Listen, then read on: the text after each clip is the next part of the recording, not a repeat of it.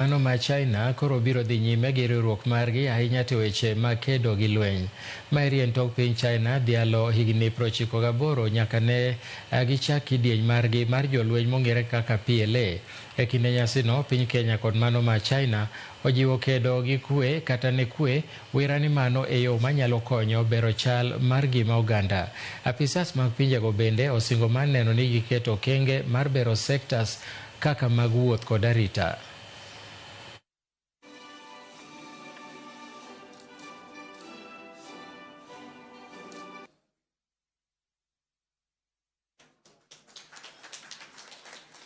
Ladies and gentlemen, the 98-year journey of the PLA is a saga of courage, sacrifice, and unwavering commitment to the people and to peace.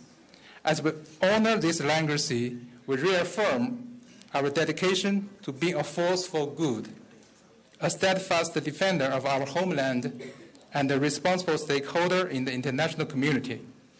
We are deeply grateful for the friendship we have forged across the globe, including here in Kenya.